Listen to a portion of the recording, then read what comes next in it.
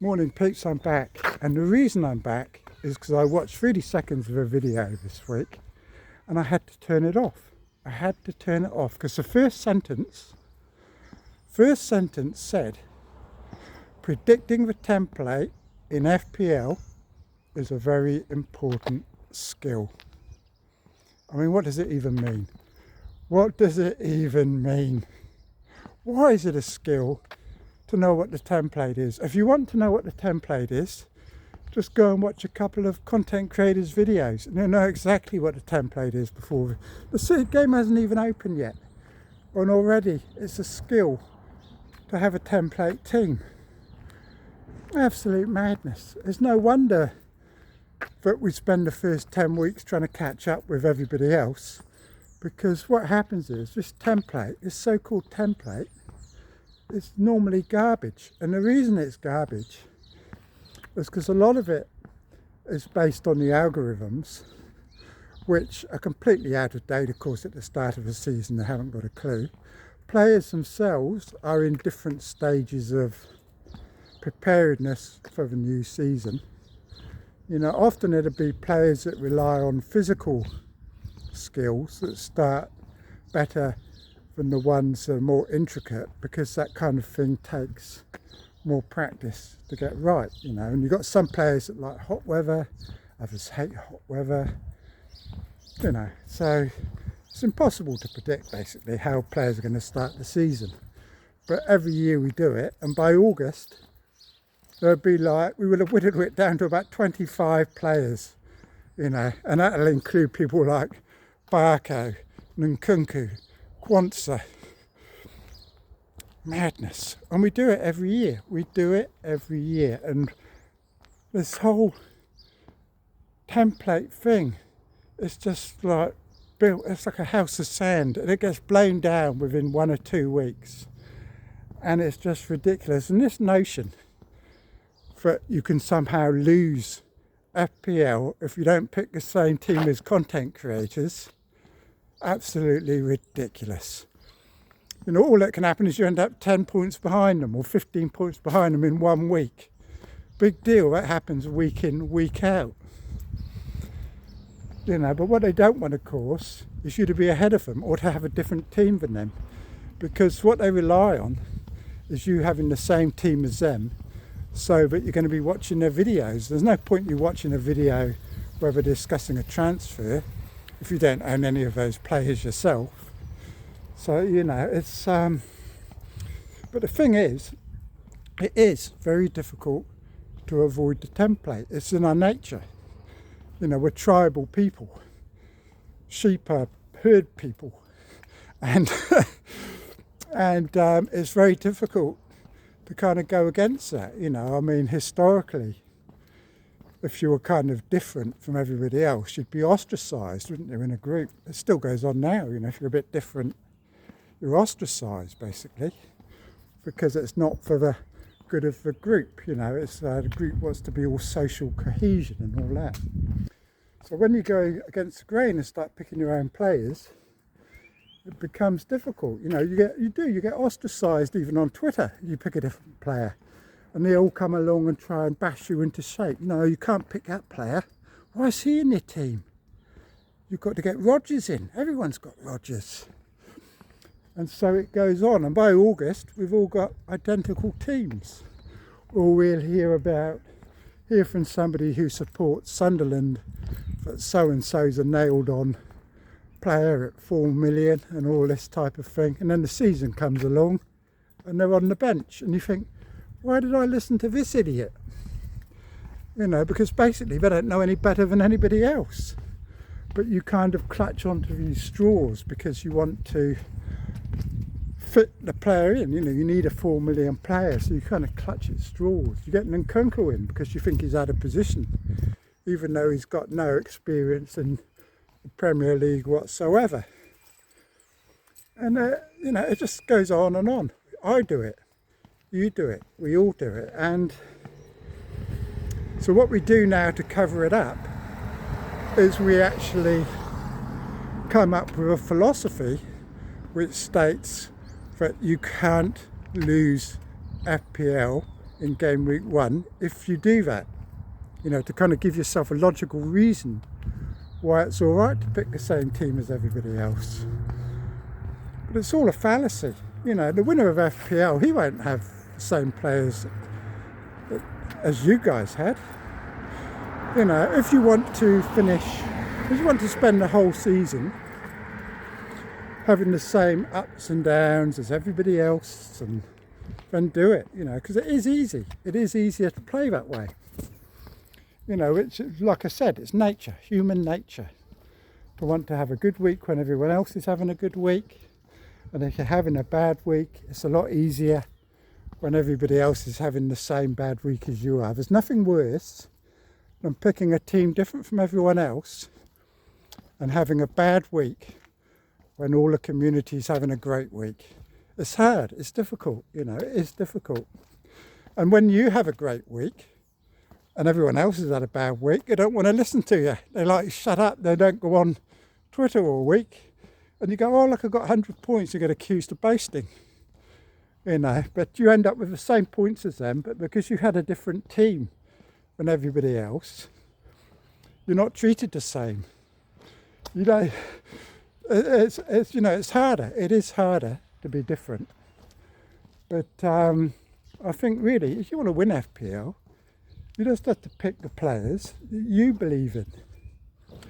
And like I said, it's very tricky, very tricky. I think the only way I could do it properly would be to stay off all social media in the summer, because you do get influenced. You know, it's human nature, and it is very, very difficult not to be influenced. Very, very difficult. You know, I had Nkunku in the team. I didn't have that prick Barco because I'd never listened to ours, you know what I mean? I mean, what the fuck? What were you all thinking? What were you all thinking, peeps? You know, I mean, I had Nkunku because I support Chelsea and I really wanted him to do well. And it's like the Club World Cup. I think I had 5 Chelsea players for the last round. We all blanked, of course. But the only one I didn't have was Palmer. But anyway, this is what I've come on to say, basically, that from now on, until the season starts, you are going to be harangued into having the same team as everyone else. You're going to see probably 1,000 team reveals between now and the season, none of which, of course, will actually be the final teams of the people giving out the team reveals. You're going to see first draft, second draft, first draft, endless stream of drafts from all these people. It's pictures of teams on Twitter, and all it is like a giant hammer bashing into place the template, so that by the middle of August we've all got identical teams. And then it gets even better, because then you've got reviews telling you which transfers to make from that team. So you go the whole season with the same team as everybody else, and then at the end of it you end up at 20k, 30k, 40k, 50k, and you think, job done. You know, you've all had a collective good season. And then you complain that everyone had the same team. Well, it's not algorithm's fault, it's not AI's fault, it's our own human nature making us have the same team as everybody else. And you've got to fight it, I think. No point complaining about everyone having the same team. Pick a different team, you know, because you're going to get just as many points, probably more points. I mean, look at Wag's team last year. Didn't have a Man City player the entire season. Still did fine, still got 100k. You know, did as well as a lot of people, better than some people. So we're picking our own team. A lot of people do it.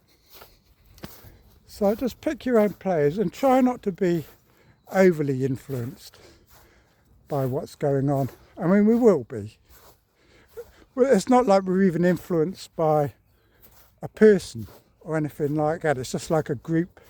It's bigger than a person, isn't it? It's like a big group.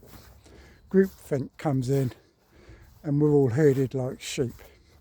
Not this year, peeps, not this year. I will be standing firm, and I normally do have one or two differentials, and in fact my best ever seasons of course have been when I pick differentials. I can't remember the name of the player, I was trying to think of it just now. Chester from Hull. I had him in game week 1. I think it's the year I got 35th. I had him in game week 1 and he got 15 points. Nobody had him. Who'd have that loser in their team? I did. But that was of course a lot less peer pressure in those days. The social media, it wasn't the same. You were not constantly bombarded by people that have never even had a decent history of themselves. I mean, Gianni's saying, right, he's saying, I'm not having a pop here, but he's saying that predicting the template is a very important skill, but he's never even had a top 10k finish. So how is predicting the template, I mean, what's it done for him? What's it done for anybody, really? Nothing. None of them have won FPL. I haven't won FPL. You know, but at least I've had a bloody top 50 finish. And, you know, what? It's just, I don't know. It's depressing. It's depressing when you turn on, you want a bit of FPL content and that's all you can come up with. I think I'm just going to watch the likes of Planet FPL this season, who talk about football and teams and matches, and I'm going to watch a lot more football. That's what I'm going to be doing. I'm going to be watching a lot more football because I've really enjoyed this Club World Cup. I've watched every minute of it, and I was thinking I don't watch all this stuff when FPL's on. I don't watch the games now a lot of the time, and I've got to get back to actually watching the games, trusting what I'm seeing and not being influenced by all these people that don't even watch football, a lot of them. You know, I had some of these statistical people going on at me the other day trying to tell me what a skill it was that they could optimise data, but it's not even their data. Not even their data. They're looking at review and trying to work out the best options to get the most out of it. They're just nothing but computer operators, and the FPL is just like the vehicle that they use to generate all these stats so you can play around with numbers. And they're calling it a skill. Well, I don't care if they finish 5k, 10k, 50k. It's not their work. It's just garbage, absolute garbage, peeps. So I'm going to be watching a lot more football this season. And, you know, like I said, I wasn't having a go at Gianni, but I was just trying to work out what the hell he meant when he said that being able to predict the template is an important skill. Why? Why is it? Just think about it for a minute. Why is it important to be able to pick the same team as everybody else? Right, I'm off now, peeps, and I'll talk to you all later. Okay, so cheers for now.